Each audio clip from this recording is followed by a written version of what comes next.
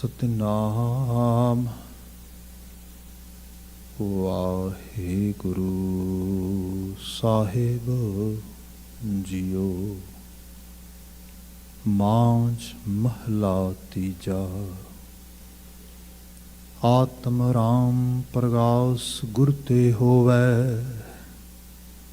हਉ मैं मैल लागी गुर शब्दी खोवै। आत्म राम प्रगास गुर ते होवै, हਉ मैं मैल लागी गुर शब्दी खोवै। मन निर्मल अन दिन भगति राता, भगत करे हर पावणिया। हਉ वारी जियो वारी आप भगत करन, अवरा भगत करावणिया। तिना भगत जना को सद नमस्कार कीजै, जो अनदिन हर गुण गावणिया। रहाओ आपे करता कारण कराए, जित भावै तित कारै लाए। पूरै भाग गुर सेवा होवै, गुर सेवा ते सुख पावणिया। मर मर जीवै तां किछ पाए, गुर प्रसादी हर मन वसाए। सदा मुक्त हर मन वसाए, सहजे सहज समावणिया। बहु कर्म कमावै मुक्त ना पाए, देसंतर भवैं दूजै पाए खुआए। बिरथा जन्म गवाया कपटी, बिन शब्दै दुख पावणिया। बिरथा जन्म गवाया कपटी, बिन शब्दै दुख पावणिया। वाहिगुरु जी का खालसा, वाहिगुरु जी की फतेह। जुगो जुग अटल तन तन गुरु ग्रंथ साहिब जी। गुरु पातशाह जी दी अपर अपार अजमत बख्शिश। शाम समय ओंटारियो खालसा दरबार विखे जो इस सत्संगत का समा चल रहा है, ये असी हाज़री लवा रहे हैं। भावें कि शरीर करके हाज़र हो पाए हैं या टैलीविजन राही या होर सोशल मीडिया सोर्सिस राही गुर शब्द की आभा नाल अपनी सुरत नूं मंडित कर रहे हो, वडभागी हो। ये बचन गुरबाणी व्याख्या का इस विच माझ राग ते गुरु अमरदास साहब के संदेश असी विचारते हाँ। अष्टपदियां दे पावन बचन ने शब्द ये बीते च असी विचारना प्रारंभ किया सीगा। अजे ऑलमोस्ट ये बहुत शुरुआती पढ़ाते हैं। अज भी ये शुरुआती 4 बंद ही पढ़े गए हैं। रहाओ दे बंद तो विचार का आगाज़ करते हैं। हालांकि असी बड़े विस्तार नाल विचारिया सीगा, पर एक सरसरी नज़र साहब जिक्र कर रहे सीगे। हाँ वारी जियों वारी आप भगत करन, अवरा भगत करावणिया। मैं अपना आपा वारदा कुर्बान जाना। गुरु अमरदास साहब कहिंदे उन्हां तो जो भगती दे राह दे रागीर बने ते होरनां नूं भगती दे राह ते पाया, उन्हां दी भगती वस मदद कीती। दूसरी लाइन है रहाओ दे बंदी, तिन्हां भगत जना को सद नमस्कार कीजै। उन्हां भगत जना नूं सदैव काली सदैव वास्ते मैं नमस्कार करदा हाँ। मैं उन्होंने रिस्पैक्ट पे करदा हाँ। जो अन दिन हर गुण गावणे आ, जो अन दिन रात दिन, इहदा मायना बनता है जीवन विच हर चीज़ तो पहले नंबर ते प्रायोरिटी बेसिस ते हरि दा गुणगान करना अपने जीवन का मकसद बना लेंदे ने। रहाओ दा बंद आ।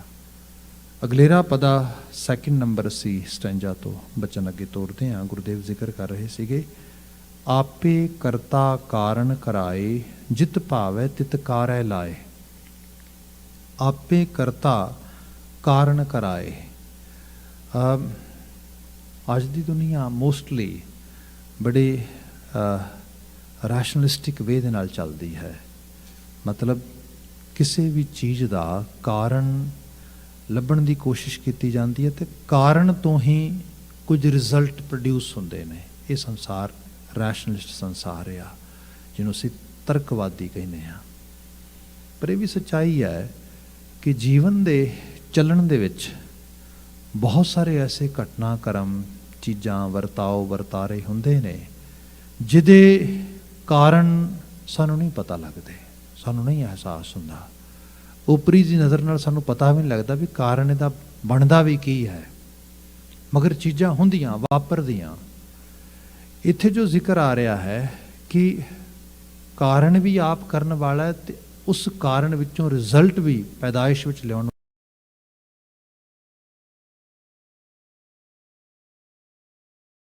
ਵਾਲਾ ਆਪ ਹੀ ਹੈ। ਇਸ ਨੂੰ ਜੇ ਅਸੀਂ ਸਪਿਰਿਚੁਅਲਿਟੀ ਦੀ ਸਾਈਡ ਤੇ ਸਪਿਰਿਚੁਅਲ ਸਾਈਡ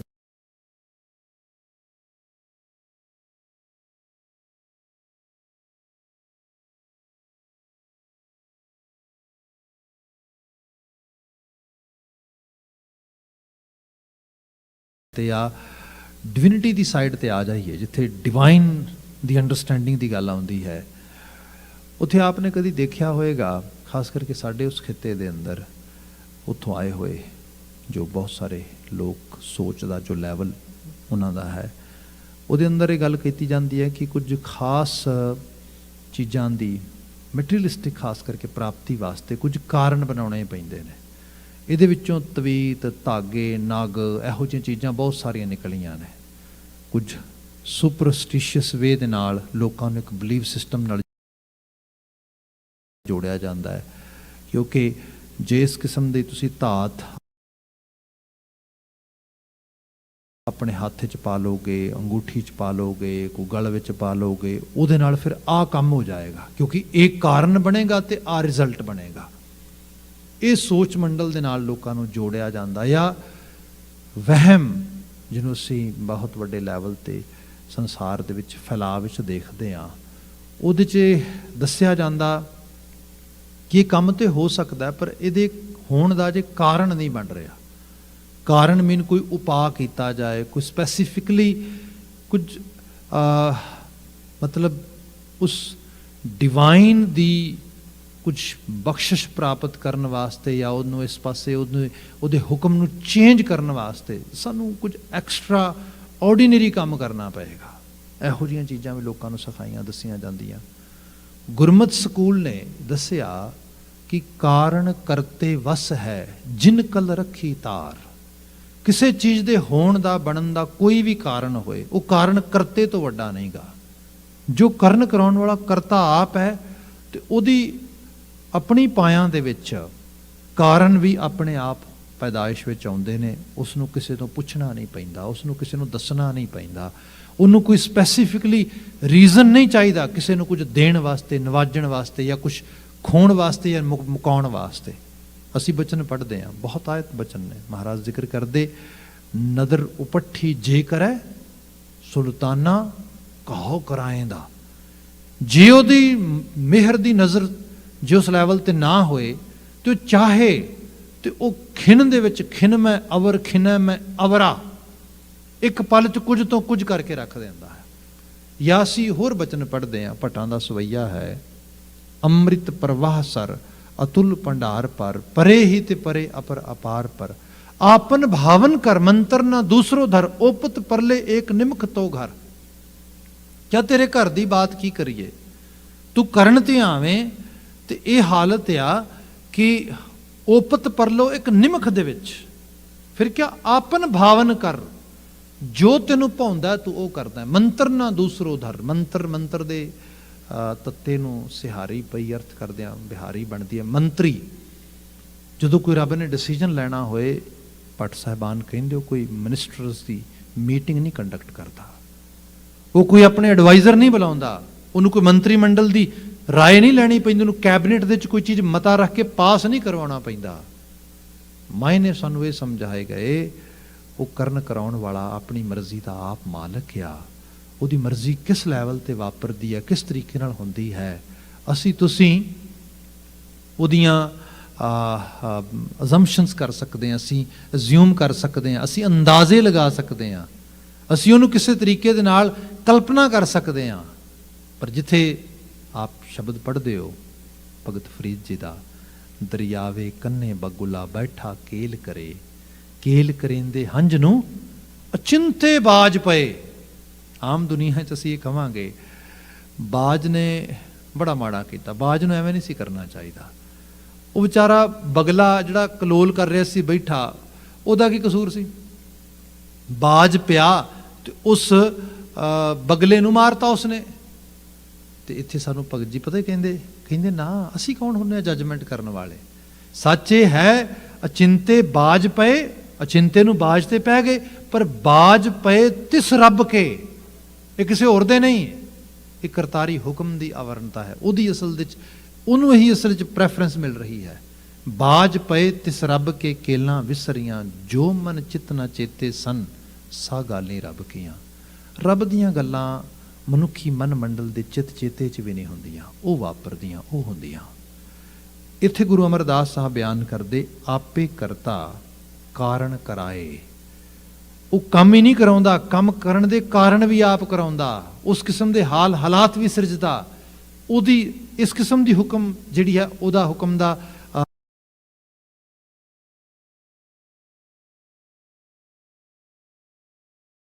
ਜਿਹੜਾ ਨਿਜ਼ਾਮ ਹੈ ਉਹ ਚੱਲਦਾ ਆ, ਉਹਦੀ ਬਾਤ ਹੋ ਰਹੀ ਹੈ। ਜਿਤ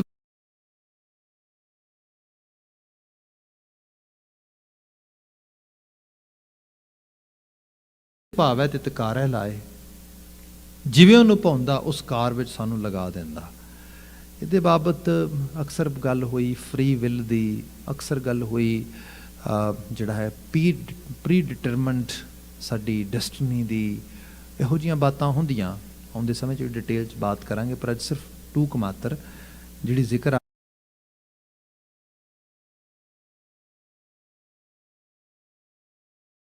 ਆਈ ਕਿ ਜਿਤ ਭਾਵੈ ਤਿਤ ਕਾਰੈ ਲਾਏ। ਬੰਦਾ ਇੱਕ ਖਾਸ ਜੈਨੇਟਿਕ ਮੇਕਅਪ ਨਾਲ ਧਰਤੀ ਤੇ ਆਉਂਦਾ ਆ, ਉਹਦੀ ਚੋਇਸ ਨਹੀਂ ਹੁੰਦੀ, ਉਹਨੂੰ ਕੁਦਰਤ ਬਖਸ਼ਦੀ ਹੈ।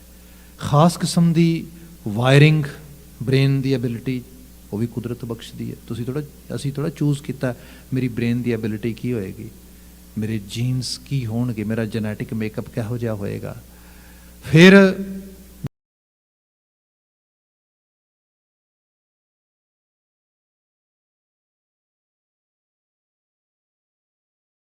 ਜਿਸ ਆਰ ਪਰਿਵਾਰ ਵਿੱਚ ਆਮਦ ਹੋਈ, ਉਹ ਸਰਕਮਸਟੈਂਸਸ ਵੀ ਮਦਰ ਨੇਚਰ ਨੇ ਬਖਸ਼ੇ।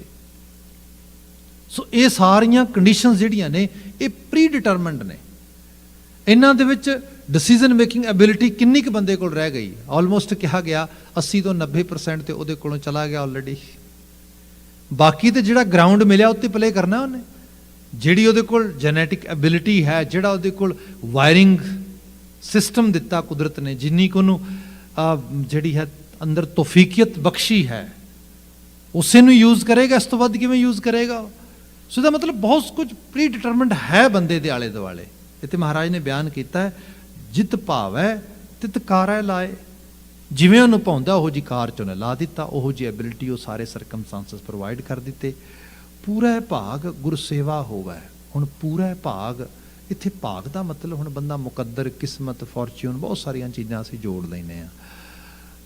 ਹਕੀਕੀ ਬਾਤ ਇਹ ਹੈ ਕਈ ਵਾਰ ਅਸੀਂ ਆਪਣੇ ਹਿੱਸੇ ਆਏ ਹੋਏ ਜੋ ਸਾਡਾ ਰੋਲ ਪਲੇ ਕਰਨ ਦਾ ਜਿੰਨਾ ਕੁ ਹਿੱਸਾ ਕੁਦਰਤ ਨੇ ਦਿੱਤਾ, ਅਸੀਂ ਉਹਨਾਂ ਵੀ ਰੋਲ ਪਲੇ ਨਹੀਂ ਕਰ ਪਾਉਂਦੇ, ਆਪਣਾ ਭਾਗ ਵੀ ਪੂਰਾ ਨਹੀਂ ਅਦਾ ਕਰਦੇ। ਭਾਗ ਦਾ ਮਤਲਬ ਹਿੱਸੇਦਾਰੀ ਵੀ ਹੁੰਦੀ ਹੈ। ਆਪਣਾ ਹਿੱਸਾ ਤੇ ਪੂਰਾ ਪਾ ਦੇ, ਸ਼ਿਕਵੇ ਸ਼ਿਕਾਇਤ ਬਾਅਦ 'ਚ ਕਰ ਲਈ। ਜਿੰਨੀ ਕੁ ਤੈਨੂੰ ਐਬਿਲਿਟੀ ਮਦਰ ਨੇਚਰ ਨੇ ਦਿੱਤੀ ਉਹਦੇ ਅਕੋਰਡਿੰਗਲੀ ਉਨਾ ਕੁ ਤੂੰ ਜਿਹੜਾ ਉਸ ਰੂਪ ਦੇ ਵਿੱਚ ਆਪਣਾ ਹਿੱਸਾ ਪਾ। ਬਾਕੀ ਮਦਰ ਨੇਚਰ ਜਿਹੜੀ ਹੈ ਉਹ ਨਵਾਜਣ ਵਾਲੀ ਵੀ ਹੈ। ਜਿਵੇਂ ਬਿਆਨ ਕੀਤਾ ਕਿ ਜ਼ਰੂਰੀ ਨਹੀਂ ਕਿ ਉਹ ਖਾਸ ਕਾਰਨ ਹੀ ਹੋਣ, ਕਰਤਾ ਕਰਨ ਤੇ ਆਵੇ। ਤੇ ਜਿਹਨੂੰ ਸਾਹਿਬ ਨੇ ਬਿਆਨ ਕੀਤਾ ਸੀਗਾ ਕਿ ਕੀੜਾ ਥਾਪ ਦੇ ਪਾਤਸ਼ਾਹੀ ਲਸ਼ਕਰ ਕਰੇ ਸੁਆਹ।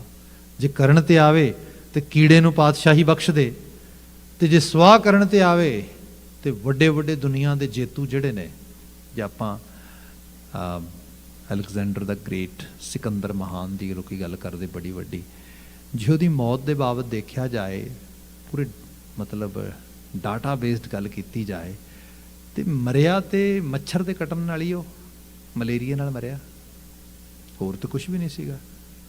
ਦੁਨੀਆ ਦਾ ਐਡਾ ਵੱਡਾ ਜੇਤੂ, ਇੰਨਾ ਵੱਡਾ ਜਿਹੜਾ ਹੈਗਾ ਤੇ ਉਹਦੀ ਮੌਤ ਦਾ ਕਾਰਨ ਸਭ ਤੋਂ ਛੋਟਾ ਮਤਲਬ ਇੱਕ ਐਲੀਮੈਂਟ ਧਰਤੀ ਦੇ ਉੱਤੇ ਜਿਹਨੂੰ ਕਿਹਾ ਜਾਏ ਮੱਛਰ, ਬੰਦਾ ਕਈ ਵਾਰੀ ਕਹਿੰਦਾ ਨਾ ਵੀ ਲੈ ਮੇਰੇ ਵਾਸਤੇ ਤੇ ਉਹ ਮੱਛਰ ਜਿਹੀ ਪਾਇਆ ਵੀ ਨਹੀਂ ਰੱਖਦਾ।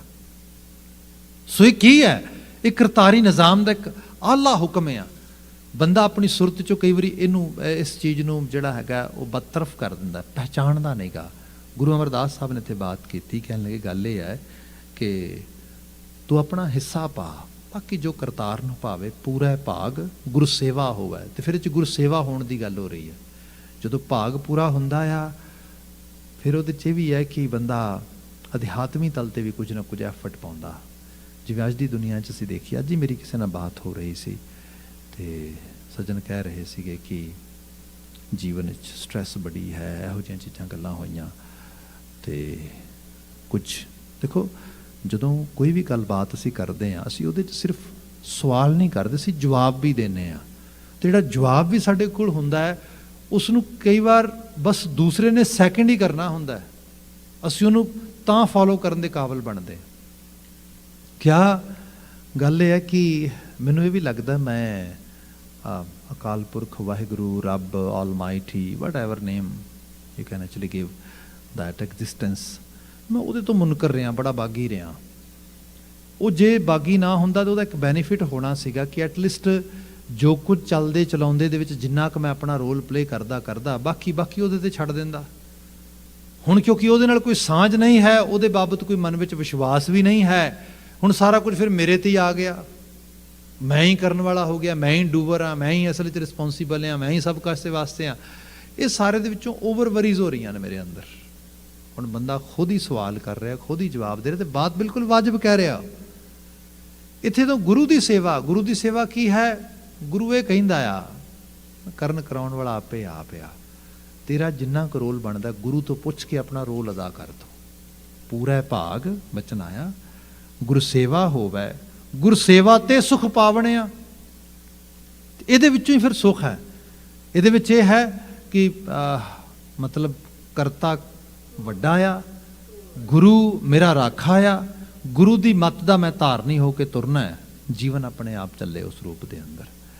ਮੇਰੇ ਇੱਕ ਬੜੇ ਪਿਆਰੇ ਮਿੱਤਰ ਯੂਕੇ ਦੇ ਵਿੱਚ ਲੰਬਾ ਸਮਾਂ ਉਹ ਯੂਨੀਅਨਸ ਦੇ ਨੈਗੋਸ਼ੀਏਸ਼ਨ ਜਿਹੜੀ ਹੁੰਦੀ ਉਸ ਟੀਮ ਦੇ ਵਿੱਚ ਉਹ ਹੈਡ ਰਹੇ, ਅਤੇ ਖੈਰ ਉਹ ਲੰਬਾ ਸਮਾਂ ਰਹੇ ਇਸ ਤਰੀਕੇ ਨਾਲ। ਹੁਣ ਉਹਨਾਂ ਦੀ ਜਿਹੜਾ ਜੋਬ ਸੀਗੀ, ਉਹ ਜੋਬ ਇੱਕ ਤਰ੍ਹਾਂ ਦੇ ਨਾਲ ਐਸੀ ਹੁੰਦੀ ਹੈ, ਇੱਕ ਪਾਸੇ ਲੇਬਰ ਰਿਲੇਸ਼ਨਸ ਦੇ ਨਾਲ ਉਹਨਾਂ ਕੰਮ ਕਰਨਾ ਹੁੰਦਾ, ਦੂਸਰੇ ਪਾਸੇ ਮੈਨੇਜਮੈਂਟ ਦੇ ਨਾਲ ਕੰਮ ਕਰਨਾ ਹੁੰਦਾ, ਅਤੇ ਹਰ ਵਕਤ ਕੁਝ ਨਾ ਕੁਝ ਬੈਕ ਐਂਡ ਫੋਰਥ ਚੱਲਦਾ ਰਹਿੰਦਾ।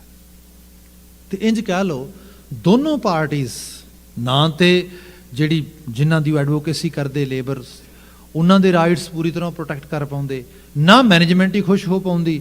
ਸੋ ਇੱਕ ਅਜੀਬ ਤਰ੍ਹਾਂ ਦੀ ਉਹਨਾਂ ਦੀ ਸਿਚੁਏਸ਼ਨ ਹੁੰਦੀ ਮੀਡੀਏਸ਼ਨ ਦੇ 'ਚ, ਇਸ ਤਰੀਕੇ ਨਾਲ ਚੱਲਦੀ। ਵਰਿਆਂ ਦੇ ਵਰੇ ਰੋਲ ਉਹਨਾਂ ਨੇ ਪਲੇ ਕੀਤਾ ਉਹਦੇ 'ਚ। ਅਖੀਰ ਉਹ ਕਹਿਣ ਲੱਗੇ ਕਿ ਹੁਣ actually I have to take back seat, I can not do any more because it's very ਜਿਹੜਾ ਹੈ ਬੜਾ ਐਨਰਜੀ ਲਗਾਉਣ ਵਾਲਾ ਕੰਮ ਆ, ਅਤੇ ਹੁਣ ਆਪਾਂ ਬੈਕ ਸੀਟ 'ਤੇ ਆ ਜਾਣਾ। ਉਹਨਾਂ ਦੇ ਨਾਲ ਉਹਨਾਂ ਦਾ ਇੱਕ ਆਪਣਾ ਹੀ ਕੋ ਵਰਕਰ ਉਹ ਨਾਲ ਆਇਆ, ਅਤੇ ਉਹ ਸ਼ੈਡੋਇੰਗ ਕਰਨ ਲੱਗਾ। ਜੋ ਸ਼ੈਡੋਇੰਗ ਕਰ ਰਿਹਾ, ਜੇ ਉਹਨੇ ਆਪਣਾ ਰੋਲ ਪਲੇ ਉਹਨਾਂ ਦੇ ਨਾਲ ਕੀਤਾ ਨਹੀਂਗਾ, ਉਹਨੇ ਕੁਛ ਦਿਨਾਂ ਦੀ ਨਾਲ ਟ੍ਰੇਨਿੰਗ ਹੈ, ਫਿਰ ਹੌਲੀ ਹੌਲੀ ਕਰਕੇ ਉਹਨੇ ਉਸ ਰੋਲ ਨੂੰ ਅੱਗੇ ਲੈਣਾ ਆ। ਉਹ ਸ਼ਾਇਦ ਕਹਿੰਦੇ ਕਿ 2 ਜਾਂ 3 ਦਿਨ ਹੋਏ, 3 ਦਿਨਾਂ ਦੇ ਬਾਅਦ ਅਤੇ ਅਸੀਂ ਜਿਹੜਾ ਆ ਮੈਂ ਸਵੇਰੇ ਕੰਮ 'ਤੇ ਗਿਆ ਉਸੇ ਤਰੀਕੇ ਨਾਲ, ਅਤੇ ਉਹਦੇ ਬਾਬਤ ਪਤਾ ਲੱਗਾ ਵੀ ਉਹ ਕੰਮ 'ਤੇ ਜਾਇਆ ਨਹੀਂ, ਲੇਟ ਹੋ ਗਿਆ। ਖੈਰ ਥੋੜ੍ਹੀ ਦੇਰ ਬਾਅਦ ਜਦੋਂ ਪ੍ਰੋਪਰਲੀ ਫਿਰ ਦੁਬਾਰਾ ਪਤਾ ਕੀਤਾ ਵੀ ਉਹ ਕੀ ਗੱਲ ਅੱਜ ਸਾਡੀ ਕੋਈ ਮੀਟਿੰਗ ਸੀਗੀ, ਅਤੇ ਪਤਾ ਲੱਗਾ ਬਿਨਾਂ ਨੋਟਿਸ ਤੋਂ ਮੀਟਿੰਗ 'ਤੇ ਕਿਉਂ ਨਦਾਰਤ ਹੋ ਗਿਆ। ਉਹ ਤਾਂ ਰਾਤ ਦਾ ਹੌਸਪੀਟਲ ਹੈ। ਹੱਦ ਹੋ ਗਈ, ਕੀ ਹੋਇਆ? ਕੁਝ ਐਕਸੀਡੈਂਟ ਹੋ ਗਿਆ, ਕੁਝ ਚੰਗਾ ਭਲਾ ਤਾਂ ਸੀਗਾ। ਅਤੇ ਜਦੋਂ ਗੱਲਬਾਤ ਕੀਤੀ ਤਾਂ ਉਹ ਕਹਿੰਦੇ ਵੀ ਗੱਲ ਇਹ ਹੈ ਕਿ ਮੈਂ ਤਾਂ ਪਿਛਲੇ 4 ਦਿਨਾਂ ਤੋਂ ਸੋ ਹੀ ਨਹੀਂ ਪਾਇਆ। ਸੋ ਰਾਤ ਤੇ ਮੇਰਾ ਅਨਕੌਂਸ਼ੀਅਸ ਮਾਈਂਡ ਉੱਚੀ ਉੱਚੀ ਬੋਲਣ ਲੱਗ ਗਿਆ, ਅਤੇ ਨੀਮ ਪਾਗਲਾਂ ਦੀ ਤਰ੍ਹਾਂ। ਉਹ ਕਹਿੰਦੇ ਬਾਹਰ ਪਿੱਛੇ ਘਰ ਦੇ ਬਾਹਰ ਕਰੀਕ ਸੀ, ਉਹਦੇ 'ਚ ਭੱਜ ਰਿਹਾ ਕਮਲਿਆਂ ਦੀ ਤਰ੍ਹਾਂ, ਆਵਾਜ਼ਾਂ ਮਾਰ ਰਿਹਾ, ਐਸੀ ਹਾਲਤ ਬਣ ਗਈ ਉਹ ਸਾਰੀ। ਅਤੇ ਇਸ ਕਰਕੇ ਉਹਨੂੰ ਤਾਂ ਰਾਤੀ ਦੇ ਐਮਰਜੈਂਸੀ ਲੈ ਕੇ ਗਏ, ਉਹ ਤਾਂ ਹੌਸਪੀਟਲਾਈਜ਼ ਹੋਇਆ। ਉਹ ਤਾਂ ਕਿਹਾ ਜਾ ਰਿਹਾ ਕਿ ਇਹਨੂੰ ਸਾਈਕੋਸਿਸ ਡਿਸਆਰਡਰ ਹੋ ਗਿਆ, ਇਸ ਕਿਸਮ ਦੀ ਗੱਲ ਹੋ ਗਈ ਹੈ। ਸੋ ਇਹੋ ਜਿਹੀਆਂ ਬਾਤਾਂ ਹੋਈਆਂ। ਖੈਰ ਉਹ ਹਫ਼ਤੇ ਬਾਅਦ ਥੋੜ੍ਹਾ तीमारदारी हुई, ट्रीटमेंट होया, तो दोबारा कहते मैं मिलने वास्ते गया। तो सब तो पहला तो जो मिलने वास्ते गया तो उन्हें मैनू रेजिगनेशन दिता भी मैं अपनी जी तेरे नाल शैडोइंग वगैरह करनी सी, resignation I don't want to do it. वो कहता इट्स एक्सैप्टेड, डोंट वरी, पर गल तो दस। कहता गल मैं नहीं दसनी, गल तो तू दस। कहता की होया? कहता हद हो गई, इन्ना स्ट्रैस, इन्नी मुश्किल, इन्नी तकलीफ। कहता मैं तो बस जदों दा उस जॉब के चक्कर च पिया, इन्ना सारा स्ट्रैस, मैं तो अपने आप तो मैं सोचदा असी किवें प्लीज़ करांगे अपने लेबर रिलेशनस वालियां नूं, लेबरस वालियां नूं, मैनेजमेंट नूं, सारा कुछ इन्ना वड्डा टास्क आ भाई, सारा कुछ ही स्टेक ते आ। मैनू ये दस भी तेरे कोल की स्ट्रैटजी है? वो कहते गल ये है, स्ट्रैटजी सिर्फ इन्नी है, जदों मैं घर तो काम विच बैठदा गड्डी दे विच, ते गड्डी आके अपने काम दे जिहड़ा हैगा पार्किंग लाट च लाना, तो काम वाले डोर तो अंदर वड़दा आ। उस तो बाद मैं अपना बनता होया रोल जिहड़ा उत्थे लेबरर वास्ते एडवोकेट करन दा, एडवोकेसी करन दा, उसनूं पूरे तनदेही नाल करदा, पूरा जोर लगा के। ये सारा सारा जिहड़ा हैगा जो मैं उत्थे काम कार कीता। जदों मैं इत्थों गेट तो बाहर निकलन लगा, उस तो बाद मैं फाइलां इत्थे रखियां, दरवाजा बाहर निकलिया, मैं अपनी गड्डी जाके बैठा, तो गड्डी दे च लिटरली तौर पर वो कहंदे कि मैं अपनी शाम की वाणी रहरास साहब शुरू कर दिंदा। मैनू कहंदा वरियां दे वरे हो गए हुण, तो शुरू थोड़ी तकलीफ हुंदी, 5 7 10 मिनट कदी मन इधर भजदा, कदी मन इधर भजदा, तो फिर मैं अपने आप नाल सैल्फ तरीके दे नाल एक टॉक करके कहंदा कि देख ये समा है पाठ करन दा, हुण ना मैनेजमेंट टीम है ते ना हुण तू ते बस तेरे गुरु दा उपदेश आ। इहदे नाल बात कीती, लंघदे शाम नूं जांदे होए रस्ते च मैं गुरुद्वारा साहब रुकदा, उत्थे जाके मत्था टेकदा, उत्थे कहता गुरु अज सारा दिन बड़ा वधिया बतीत होया, बड़ा धन्नवाद, बड़ा शुक्रिया तेरा, जो काम तू मेरे तो करवाए उहदे वास्ते मैं बहुत बहुत धन्नवादी हाँ, जो काम मैं नहीं कर पाया उन्हां वास्ते बाबा मैनू माफ़ कर दी, बाकी तेरे हवाले है, जो करेगा तू भला ही होएगा। ये कह के मत्था टेक के मैं घर आ जाना, then I am my self, nothing else. मैं फिर उस तरीके नाल अपनी जिंदगी उस ढंग नाल जीना, बड़ी वधिया नींद आउंदी, सवेरे अलार्म वजदा मैनू याद आ जांदा काम ते जाना है। The same actually kind of thing I am doing day and night. वो कहंदा वो जिहड़ा सज्जने सारी गल मेरे तो सुनदा बैठ के, जिहड़ा हॉस्पिटलाइज होया सारा कुछ, कहंदा कहने है मैं रेजिग्नेशन बैक। कहंदा की मतलब? कहंदा तू ट्रेनिंग दित्ती नहीं मैनू पहलां। आह ते बड़ी कमाल दी चीज़ आ। मैं ते हुण तक ता उम्र फैक्ट्री जिवें काम कीता, मैं तो काम नहीं एवें कर पाया। सो एक्चुअल लैवल ते जे देखा जाए ना, तो सानू सारिਆਂ ਨੂੰ ਆਪਾਂ अपना भाग हिस्सा इत्थे कुदरत ने दिता है, आपां वो हिस्सा ही कर सकते हैं ना। बाणी कहंदी उस तो घट ना करो, जो मेरा रोल बनता किसी रूप दे विच भी, वो रोल तुहाडा हो सकता है एज ए बेटी के रूप में, एज ए बेटे के रूप में, वो रोल हो सकता तुहाडा एज ए भैन के रूप में, एज ए भरा के रूप में, वो तुहाडा रोल हो सकता है अगे जाके एक पार्टनर के रूप में, अगे जाके एक पेरेंट के रूप में, अगे जाके एक वर्क प्लेस एक वर्क फोर्स के मैंबर के रूप के विच। तो उहदे विच भी ये है, गुरु ने चीज़ दी है, गुरु ने चीज़ बख्शी है। होर एक रंग है, मैं छोटा जिहा ऐड कर दे, सेम वही मेरे वीर, मैं बहुत कुछ सीखिया उन्होंने तो।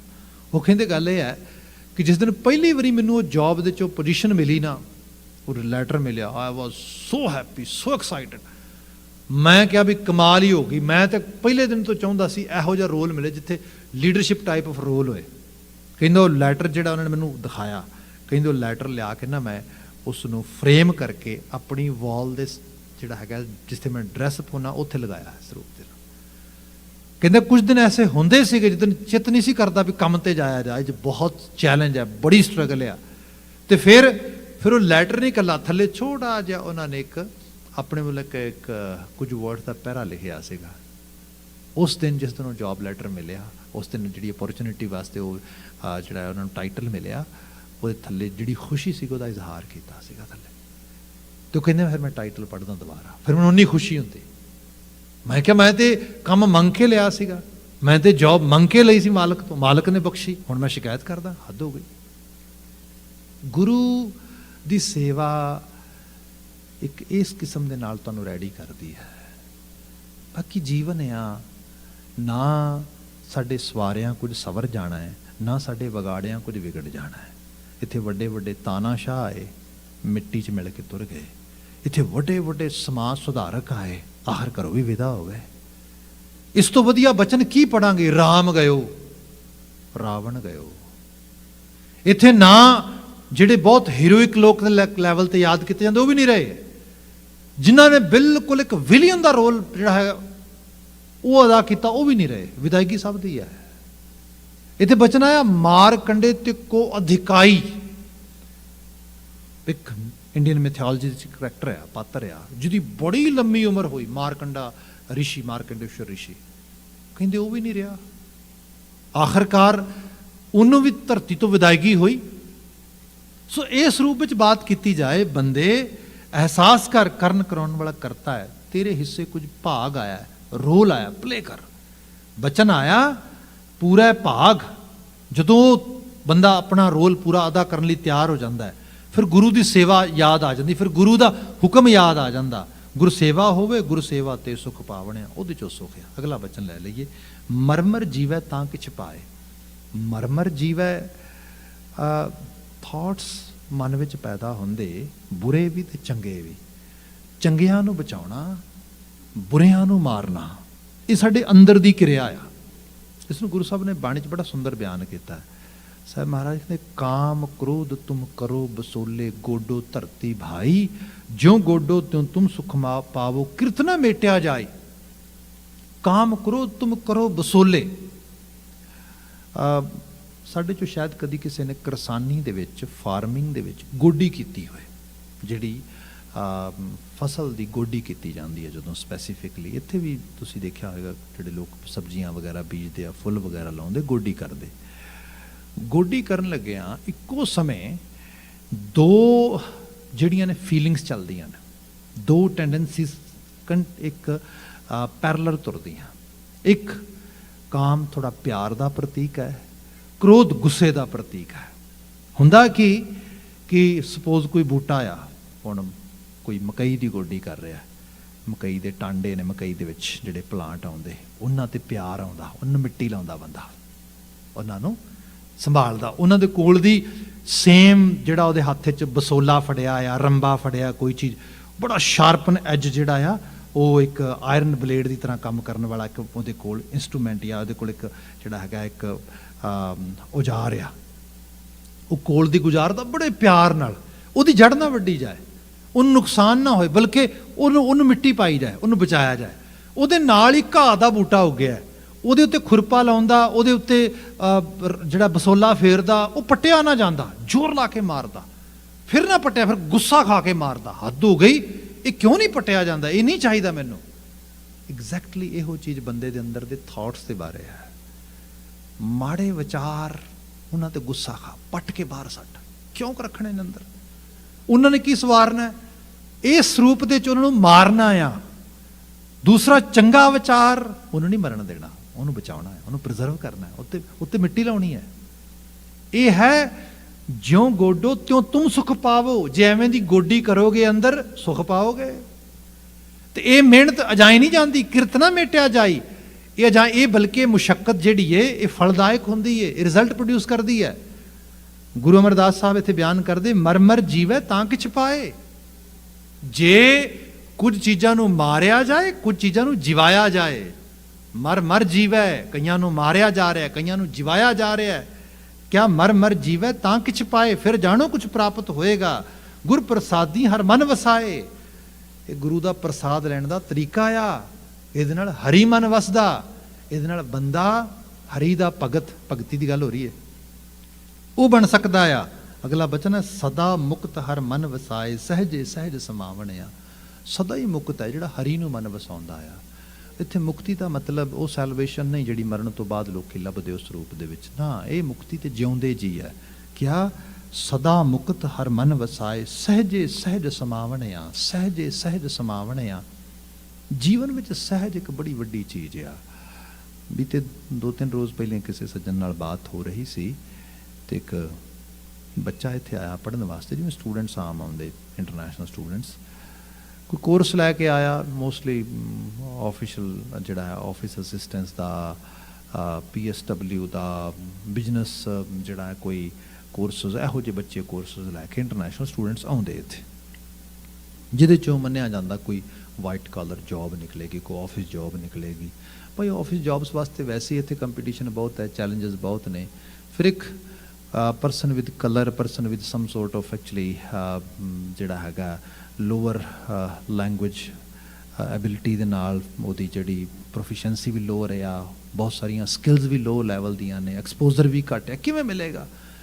ਚਾਹੇ ਵੱਡਾ ਚੈਲੰਜ ਹੈ PR ਕੱਲ੍ਹ ਨੂੰ ਕਿਵੇਂ ਹੋਏਗੀ, ਬਹੁਤ ਸਾਰੇ ਚੈਲੰਜ ਨੇ। ਬੱਚਾ ਆਇਆ, ਉਹ ਭਾਈ ਸਾਹਿਬ ਨੂੰ ਮਿਲਿਆ ਅਤੇ ਉਹਨੇ ਪੁੱਛਿਆ ਕੀ, ਉਹ ਕਹਿੰਦਾ ਕੋਈ ਬਿਜ਼ਨਸ ਐਡਮਿਨਿਸਟ੍ਰੇਸ਼ਨ ਦਾ ਕੋਰਸ ਵਗੈਰਾ ਲੈ ਕੇ ਆਇਆ। ਉਹ ਕਹਿੰਦਾ ਭਲਿਆ ਕਿਹੜੇ, ਕਿਉਂ ਆਪਣਾ ਸਮਾਂ ਗਵਾ ਰਿਹਾ?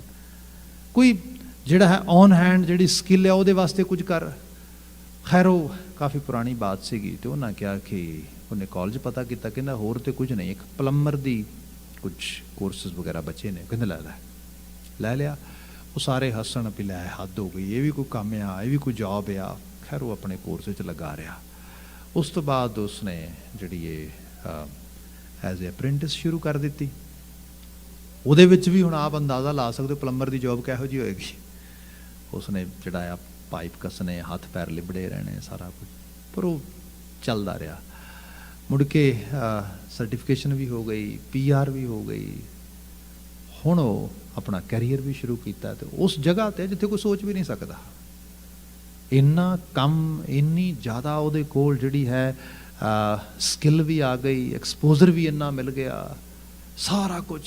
ਆਪਾਂ ਗੱਲ ਕਰ ਰਹੇ ਸੀਗੇ, ਕਹਿੰਦੇ ਵੀ ਗੱਲ ਇਹ ਹੈ ਵੀ ਜਿਹੜੀ ਉਹਨੇ ਐਜ਼ ਏ ਪਲੰਬਰ ਸਕਿੱਲ ਸਿੱਖੀ, ਸਾਰਾ ਕੁਝ, ਇਹ ਸਾਰਾ ਕੁਝ ਤੇ ਹੈ ਸਿੱਖੀ ਹੋਈ ਚੀਜ਼। ਇੱਕ ਜਿਹੜੀ ਉਹਨੇ ਚੀਜ਼ ਅਟੇਨ ਕੀਤੀ, ਐਕਿਊਮੂਲੇਟ ਕੀਤੀ ਹੈ। ਜਿਹੜਾ ਉਹਦੇ ਕੋਲ ਟ੍ਰੇਟ ਆ, ਉਹ ਮਦਰ ਨੇਚਰ ਨੇ ਬਲੈਸ ਕੀਤਾ ਆ। ਉਹ ਪਤਾ ਕੀ ਹੈ? ਸਹਿਜ, ਪੇਸ਼ੈਂਸ, ਧੀਰਜ ਰੱਖਿਆ। ਇਹ ਜਿਹੜਾ ਪੇਸ਼ੈਂਸ ਆ, ਧੀਰਜ ਆ, ਇਹ ਹਰ ਤਰ੍ਹਾਂ ਦੀ ਸਕਸੈਸ ਵਿੱਚ, ਹਰ ਤਰ੍ਹਾਂ ਦੀ ਰਿਜ਼ਲਟ 'ਚ ਕਨਵਰਟ ਹੁੰਦਾ ਆ। ਬਾਣੀ ਕਹਿੰਦੀ ਇਹ ਕਰਤੇ ਦੀ ਦਾਤ ਆ। ਅਧਿਆਤਮੀ ਤਲ ਦੇ ਉੱਤੇ ਤੇ ਕੰਮ ਹੀ ਇਹ ਟ੍ਰੇਟ ਆਉਂਦਾ, ਹੋਰ ਕੋਈ ਕੰਮ ਹੀ ਨਹੀਂ ਆਉਂਦੀ ਚੀਜ਼। ਤੁਸੀਂ ਬਾਣੀ 'ਚ ਬਚਨ ਪੜ੍ਹਦੇ ਹੋ, ਜਿਸ ਠਾਕੁਰ ਚੋਂ ਨਾਹੀਂ ਚਾਰਾ, ਤਾਂ ਕੋ ਕੀਜੈ ਸਦ ਨਮਸਕਾਰਾ। ਉਹਦੇ ਅੱਗੇ ਕੋਈ ਚਾਰਾ ਨਹੀਂਗਾ, ਉੱਥੇ ਤੇ ਧੀਰਜ ਹੀ ਹੈ, ਪੇਸ਼ੈਂਸ ਹੀ ਹੈ। ਗੁਰੂ ਅਮਰਦਾਸ ਸਾਹਿਬ ਨੇ ਕਿਹਾ, ਭਗਤੀ ਦਾ ਗੁਣ ਸਹਿਜੇ ਸਹਿਜ ਸਮਾਵਣਿਆ। 2 ਪਦੇ ਹੋਰ ਲੈ ਕੇ ਸਮਾਪਤੀ ਕਰ ਦਿੰਦੇ ਆ। ਬਹੁ ਕਰਮ ਕਮਾਵੇ ਮੁਕਤ ਨਾ ਪਾਏ। ਤੁਸੀਂ ਹੋਰ ਕਰ ਲਓ, ਜਿੰਨੀ ਐਫਰਟ ਕਰਨੀ ਹੈ, ਹੋਰ ਯਤਨ ਕਰਨੇ ਨੇ। ਸਭ ਕਹਿੰਦੇ ਜਿਹੜੀ ਮੁਕਤੀ ਦੀ ਇੱਥੇ ਗੱਲ ਹੋ ਰਹੀ ਹੈ ਨਾ, ਇਹ ਨਾ ਮਿਲੇਗੀ। ਇਹ ਤੇ ਉਹਦੀ ਨਵਾਜ਼ਿਸ਼ ਆ, ਇਹ ਤੇ ਗੁਣਾਂ ਦੇ ਖਜ਼ਾਨੇ ਦੇ ਰੂਪ ਵਿੱਚ ਆਉਂਦੀ ਹੈ। ਬਹੁ ਕਰਮ ਕਮਾਵੇ ਮੁਕਤ ਨਾ ਪਾਏ, ਦਿਸੰਤਰ ਭਵੇਂ ਦੂਜੇ ਭਾਏ ਖੁਆਏ। ਦਿਸੰਤਰ ਭਵੇਂ ਭਟਕਣਾ ਇੱਧਰ ਉੱਧਰ, ਮਾਈਂਡ ਵਾਂਡਰਿੰਗ ਤੇ ਹੋ ਹੀ ਰਹੀ ਹੈ। ਬੰਦਾ ਕਈ ਵਾਰੀ ਮਾਈਂਡ ਵਾਂਡਰਿੰਗ ਇਕੱਲੀ ਨਹੀਂ ਕਰਦਾ, ਰੀਅਲ ਵਾਂਡਰਿੰਗ ਵੀ ਕਰਦਾ, ਭਟਕਦਾ ਇੱਧਰ ਉੱਧਰ। ਇਹਦੇ ਕੋਲੋਂ ਚਲਾ ਜਾ, ਉਹਦੇ ਕੋਲ ਚਲਾ ਜਾ, ਕੋਈ ਸੋਰਸ ਲੱਭ ਲਾਂ, ਕੋਈ ਸੁਖ, ਆਤਮਕ ਸ਼ਾਂਤੀ। ਬਾਬਾ ਜੀ ਕਹਿੰਦੇ ਦਿਸੰਤਰ ਭਵੇਂ ਦੂਜਾ ਭਾਏ ਖੁਆਏ, ਬਿਰਥਾ ਜਨਮ ਗਵਾਏ, ਕਪਟੀ ਬਿਨ ਸ਼ਬਦਾ ਦੁੱਖ ਪਾਵਣਿਆ। ਸੱਚਾਈ ਇਹ ਹੈ, ਇਹ ਬਿਰਤੀ ਕਪਟ ਦੀ ਬਿਰਤੀ ਹੈ। ਆਪਣੇ ਆਪ ਨਾਲ ਧੋਖਾ ਕਰ ਰਿਹਾ। ਚੀਟ ਕਿਹਨੂੰ ਕਰ ਰਿਹਾ ਬੰਦਾ? ਹਕੀਕੀ ਰੂਪ ਦੇ ਵਿੱਚ ਅੰਦਰ ਰਾਵਾਂ, ਵਿਚਾਰ, ਖਿਆਲ, ਉਹਨਾਂ ਦੀ ਸਾਂਭ ਸੰਭਾਲ ਕਰਨੀ, ਚੰਗਿਆਂ ਦੀ, ਮਾੜਿਆਂ ਨੂੰ ਵਿੱਚੋਂ ਕੁਰੇਦਣਾ, ਜੀਵਨ ਦੀ ਸੁਧਾਈ ਕਰਨੀ, ਸੈਲਫ ਕਲੀਨਜਿੰਗ ਦੀ ਗੱਲ ਹੈ ਸਾਰੀ। ਮਹਾਰਾਜ ਬਿਆਨ ਕਰਦੇ, ਕਪਟੀ ਬੰਦਾ ਬਿਰਥਾ ਜਨਮ ਗਵਾਇਆ, ਕਪਟੀ ਬਿਨ ਸ਼ਬਦ ਹੈ ਦੁੱਖ ਪਾਵਣਿਆ। ਕਿਉਂਕਿ ਉਹਨੂੰ ਸ਼ਬਦ ਦੀ ਸਮਝ ਨਹੀਂ ਲੱਗੀ। ਸ਼ਬਦ ਇੱਥੇ ਹੁਕਮ ਹੈ। ਹੁਕਮ ਕੀ ਸੀਗਾ? ਕਿ ਕਰਨ ਕਰਾਉਣ ਵਾਲਾ ਆਪੇ ਆਪ ਹੈ, ਮੇਰਾ ਤੇ ਇੱਕ ਰੋਲ ਆ, ਹਿੱਸਾ ਆ, ਮੈਂ ਓਨਾ ਹੀ ਅਦਾ ਕਰਨਾ ਆ। ਰੈਸਟ ਆਫ ਸ਼ਬਦ ਜਿਹੜਾ ਆ, ਇਹਦੀ ਫਰਦਰ ਐਕਸਪਲੇਨੇਸ਼ਨ ਕਰਦਾ ਆ, ਜਿਹਦੀ ਵਿਚਾਰ ਆਉਂਦੇ ਸਮੇਂ ਵਾਸਤੇ ਕਰਾਂਗੇ। ਅੱਜ ਲਈ ਸਮਾਂ ਸਮਾਪਤ ਆ। ਭੁੱਲਾਂ ਗਲਤੀਆਂ ਨਾ ਚਤਾਰਨੀਆਂ। ਭਾਈ ਸਾਹਿਬ ਸਮੁੱਚੀ ਸਮਾਪਤੀ ਕਰਾਉਣਗੇ। ਮੈਨੂੰ ਇਜਾਜ਼ਤ ਦੇ ਦੇਣੀ, ਇੱਥੇ ਕਹਿ ਦੇਣਾ ਜੀ, ਵਾਹਿਗੁਰੂ ਜੀ ਕਾ ਖਾਲਸਾ, ਵਾਹਿਗੁਰੂ ਜੀ ਕੀ ਫਤਿਹ।